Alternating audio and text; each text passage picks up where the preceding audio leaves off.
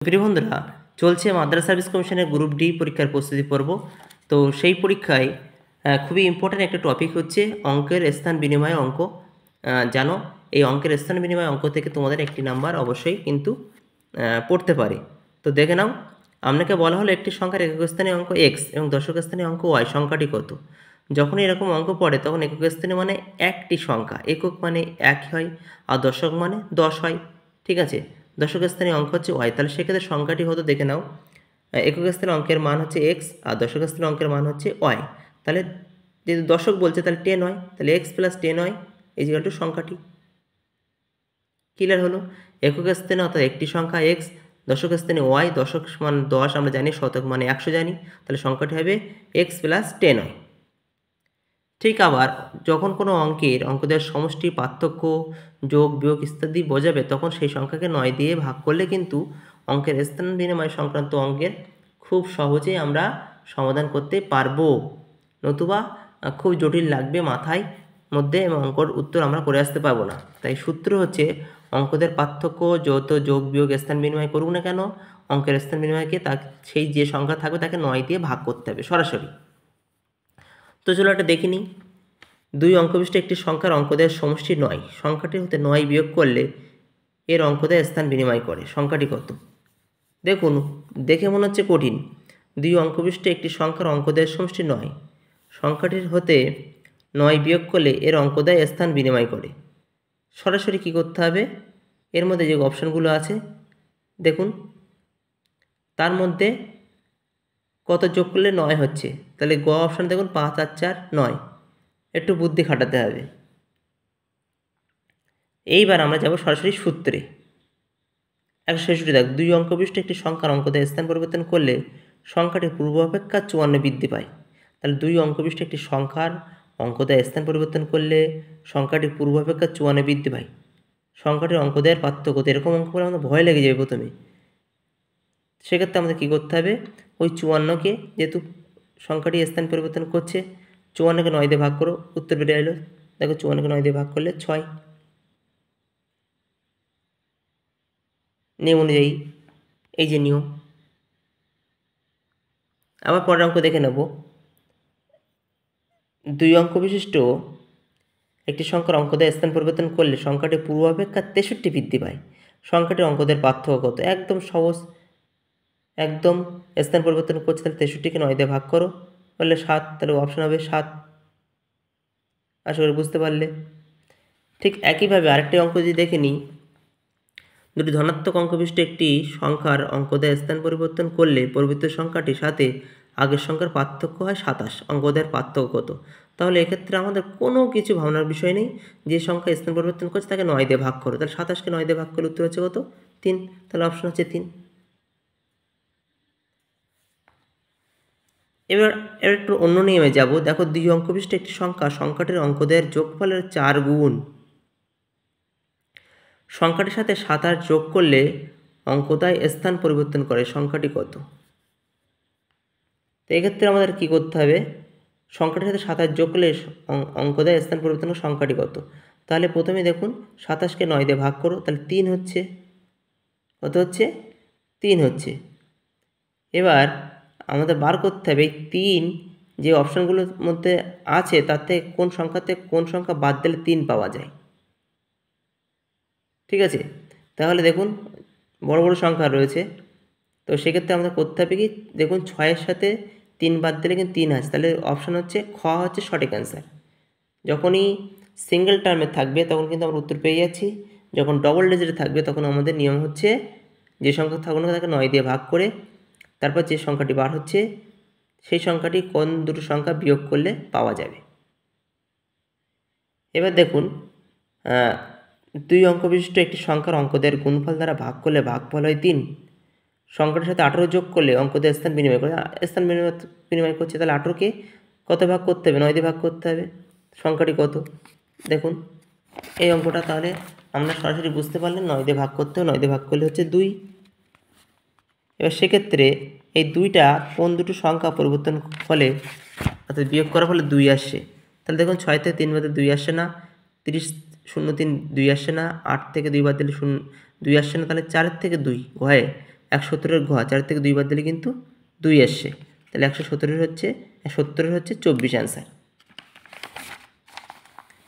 ঠিক একইভাবে যদি দেখি 171 দাগের অঙ্ক, 2 অঙ্ক বিশিষ্ট একটি সংখ্যা অঙ্কদের স্থান বিনিময়ের ফলে 54 বৃদ্ধি পায়, অঙ্ক দুটির যোগফল 12 হলে সংখ্যাটি কত? তো এই ধরনের কনফিউশন অঙ্ক আমাদের সামনে খুব সহজভাবে আমরা উত্তর করে দিয়ে আসতে পারবো। কিভাবে? তাহলে স্থান বিনিময়কে 54, 54কে 9 দ্বারা ভাগ করো, কত হচ্ছে 6। এবার এই 6 সংখ্যাটি কোন দুটি সংখ্যার বিয়োগফল খুঁজে বার করতে হবে। তাহলে 7 থেকে 5 বাদ দিলে 6 আসে না, 7 থেকে 5 বাদ দিলে 6 আসে না, গয়ের দাগে দেখো 9 থেকে 3 বাদ দিলে 6 আসছে, ঠিক আছে। আবার ঘয়ের দাগ দেখো 9 থেকে 3 বাদ দিলে এটাও 6 আসছে।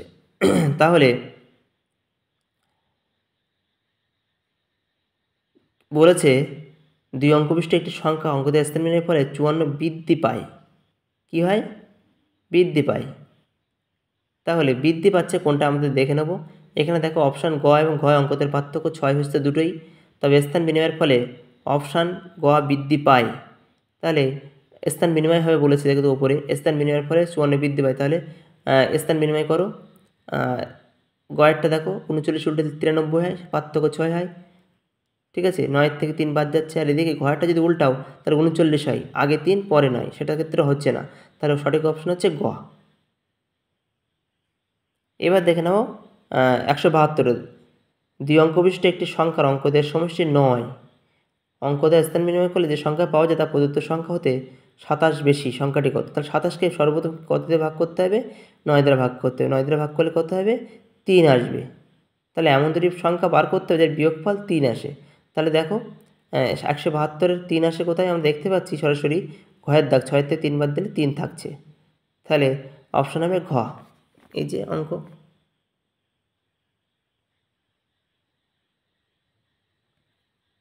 তো আবার তো দেখে নেব 173 দাগের অঙ্ক, 2 অঙ্ক বিশিষ্ট একটি সংখ্যার এককের অঙ্ক দশকের অঙ্ক অপেক্ষা 3 বেশি, সংখ্যাটি এক অঙ্কের সমষ্টি 3 গুণ অপেক্ষা 4 বেশি, সংখ্যাটি কত? তাহলে দেখে মনে হয় অনেক কিছু কঠিন। তাহলে প্রথম শর্ত অনুযায়ী দেখো ক অপশানটি সঠিক নয়, কারণ 2 অঙ্ক বিশিষ্ট একটি সংখ্যার এককের অঙ্ক দশকের অঙ্কের অপেক্ষা 3 বেশি, এককের অঙ্ক দশকের অঙ্ক অপেক্ষা কত বেশি? 3 বেশি। তাহলে অপশানগুলোর মধ্যে খোঁজো।